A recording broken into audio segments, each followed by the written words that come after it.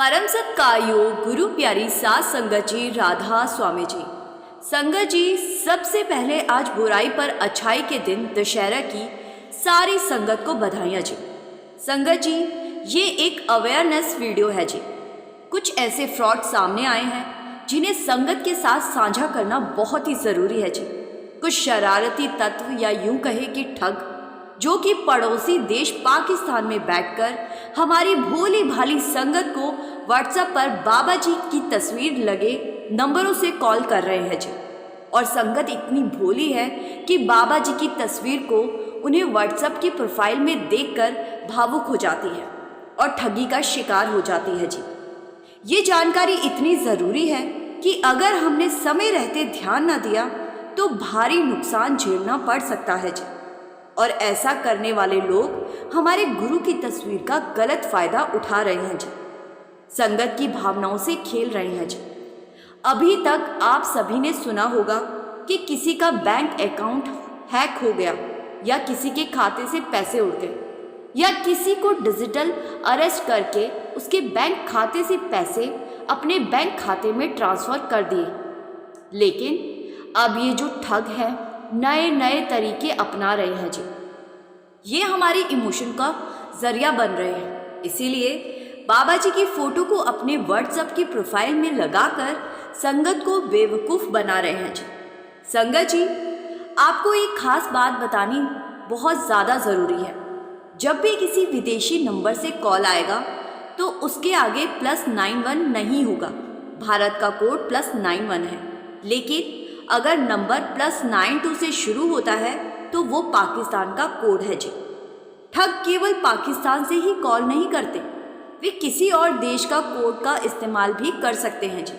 इसीलिए अगर कभी +92 या किसी दूसरे अंतर्राष्ट्रीय कोड से शुरू होने वाला कॉल आए तो सबसे पहले उसे उठाए ही मत। संगत जी, अगर कभी गलती से ऐसा कॉल उठ भी जाए तो सबसे पहले घबराए नहीं। धोखेबाजों का सबसे बड़ा हथियार यही होता है कि वे आपको डराकर, भावनाओं में फंसाकर या मानसिक दबाव डालकर ब्लैकमेल करने लगते हैं जी। उनका मकसद होता है आपका दिमाग कंफ्यूज करना और फिर आपसे पैसे हड़प लेना जी। ऐसे लोग कभी आपकी निजी जानकारी पूछेंगे, कभी किसी लिंक पर क्लिक करने को कहेंगे। पर ध्यान रहे, अपनी कोई भी व्यक्तिगत जानकारी किसी भी हालत में साझा ना करें जी, और ना ही उनके मैसेज या कॉल का जवाब दीजिए। यहाँ एक बात और समझनी जरूरी है जी।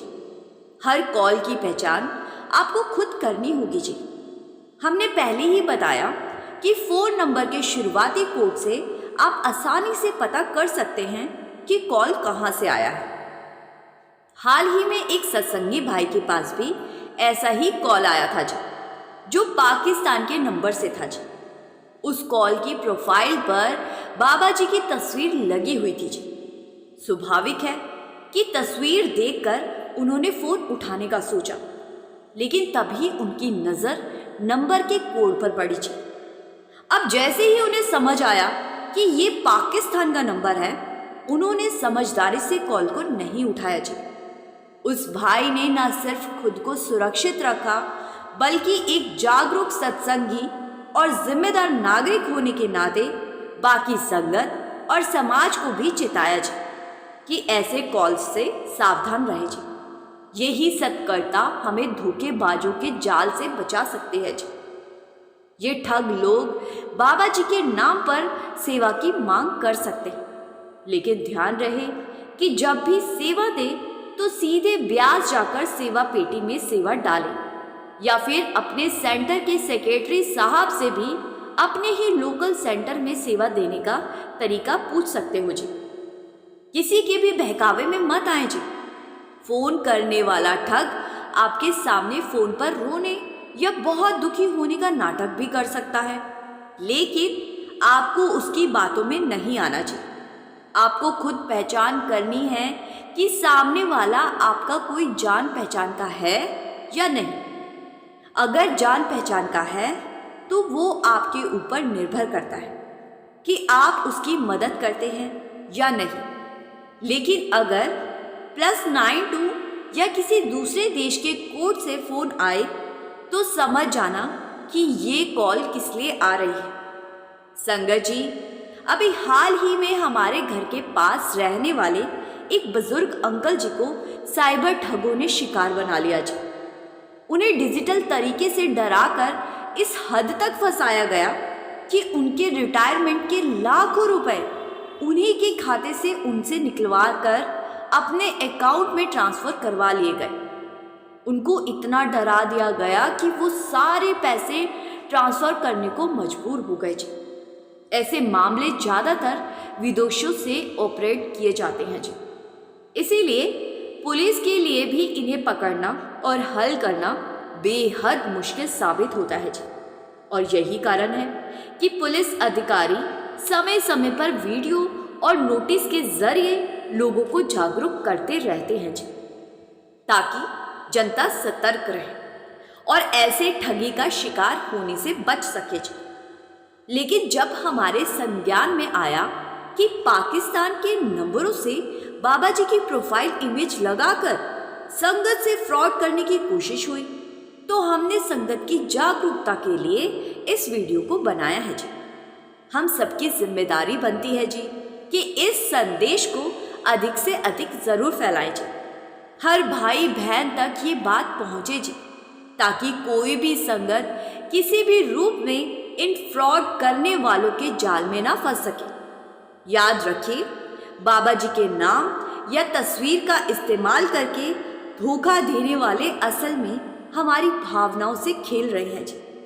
संगत जी, आइए अब वीडियो में आगे बढ़ते हुए आपको मैं अपने ही परिवार के एक भाई का एक ऐसा किस्सा सुनाती हूँ कि आप सच में रो पड़ोगे जी। कैसे उस भाई की मदद करने बाबा जी अचानक प्रकट हुए जी और मदद करके गायब हो गए थे। ये बिल्कुल सच्ची घटना है जी।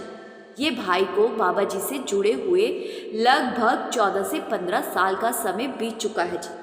उनका विश्वास बाबा जी पर अटूट है जी और वे हमेशा सत्संग घर व डेरे में सेवा के लिए सबसे आगे रहते हैं जी। ये घटना इसी साल अगस्त महीने की है जी। उन दिनों लगातार मूसलाधार बारिश हो रही थी।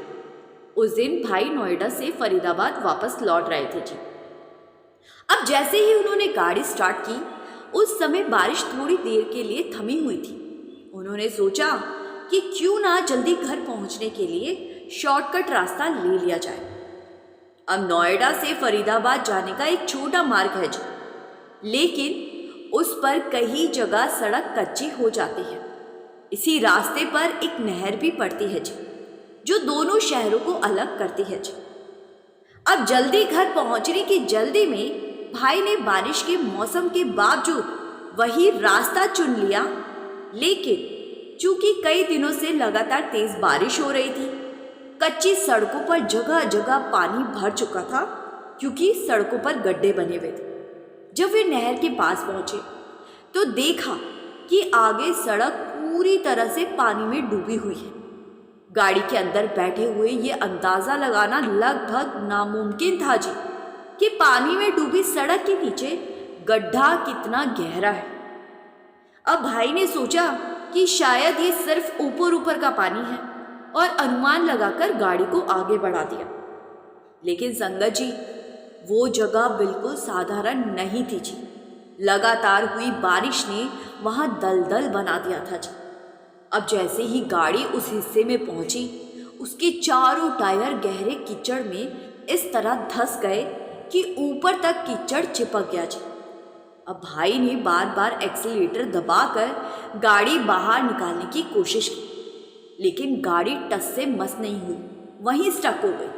हालात ऐसे हो गए कि ना तो वो गाड़ी को आगे पीछे हिला पा रहे थे और ना ही खुद बाहर निकल सकते थे, क्योंकि बाहर कदम रखते ही वे भी उसी दलदल में धंस जाते जी। ऊपर से ये रास्ता इतना सुनसान था कि इक्का दुक्का ही कोई वहां से गुजरता था और बारिश लगातार तेज होती जा रही थी जी। अब पास में ही बड़ी नहर बह रही थी। हालात बहुत नाजुक हो गए थे जी। अब इसी बीच अचानक वहां एक बड़ी गाड़ी आकर रुकी जी। भाई को साफ तो नहीं दिखा कि पिछली सीट पर कौन बैठा है, लेकिन ड्राइवर तुरंत आगे की सीट से उतरकर बाहर आया जी। उसने दूर से ही हाथ हिलाकर इशारा किया और कहा, घबराओ मत, हम तुम्हारी मदद के लिए ही यहाँ रुके हैं। फिर उस गाड़ी के ड्राइवर ने अपनी गाड़ी की डिक्की खोली और अंदर से एक मोटी सी रस्सी निकाली जी। उसने अपने जूतों और कपड़ों की बिल्कुल परवाह ही नहीं की जी और सीधे कीचड़ में उतर गया और भाई की गाड़ी के आगे रस्सी कसकर बांध दी। संगत जी, कीचड़ इतना गहरा था कि उसके जूते और कपड़े पूरी तरह गंदे हो गए जी।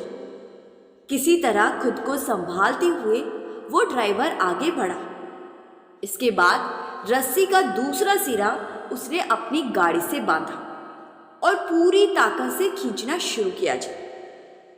कई बार कोशिश करने के बाद आखिरकार भाई की गाड़ी दलदल से बाहर आ गई जी। अब जैसे ही गाड़ी बाहर आई, उसने रस्सी खोली, उसे वापस डिक्की में रखा और बिना एक शब्द बोले अपनी गाड़ी स्टार्ट कर दी जी। भाई अभी अभी गाड़ी से उतर ही रहे थे कि ताकि उस शख्स और उस गाड़ी में पीछे बैठे यात्री को धन्यवाद कह सके, लेकिन तब तक वो गाड़ी बहुत दूर निकल चुकी थी। भाई हैरान रह गए, सोचा जिसने इतनी बड़ी मदद की वो बिना कुछ कहे क्यों चले गए। उन्होंने काफी दूर तक उस गाड़ी को ढूंढने की कोशिश भी की, लेकिन ना तो गाड़ी दोबारा दिखाई दी और ना ही पता चला कि किस दिशा में मुड़ गई। सुनसान रास्ते पर वो गाड़ी आई भी कहाँ से थी और मदद करके यूं अचानक कहाँ गायब हो गई, ये आज तक एक रहस्य है जी। आज भी जब भाई उस घटना को याद करते हैं, उनके दिल में यही विश्वास और दृढ़ हो जाता है कि शायद खुद बाबा जी ही उनकी मदद करने वहां प्रकट हुए थे जी। क्योंकि संगत जी, आम इंसान जब किसी अनजान की मदद करता है तो दिल के भीतर कहीं ना कहीं ये इच्छा तो रहती है कि सामने वाले का धन्यवाद कहे या उसकी तारीफ करे। लेकिन सद्गुरु जब कृपा करते हैं तो ना तो उपकार जताते हैं और ना ही कोई दिखावा करते हैं जी। वे तो बस चुपचाप मदद करके आगे बढ़ जाते हैं जी। उस दिन भी बिल्कुल वैसा ही हुआ। सुनसान सड़क पर अचानक एक गाड़ी आई, वहां रुकी और भाई की गाड़ी को बाहर निकालकर वो गाड़ी आगे बढ़ गई जी। पता ही नहीं चला कि वो कौन थे और कहाँ गायब हो गए। संगत जी, ये सब विश्वास की बात होती है जी। जब विश्वास गुरु पर हो तो गुरु को मदद करने आना ही पड़ता है जी, क्योंकि गुरु हमारा विश्वास कभी टूटने ही नहीं देते और ना ही देंगे कभी। संगत जी, अब सिकंदरपुर में सवाल जवाब और सत्संग होने जा रहे हैं जी। हम कोशिश करेंगे कि आपके साथ सिकंदरपुर के सवाल जवाब और सत्संग साझा कर सके जी। आप संगत के अपने इस चैनल को सब्सक्राइब जरूर कर लीजिए जी। गुरु प्यारी साथ संगत जी, राधा स्वामी जी।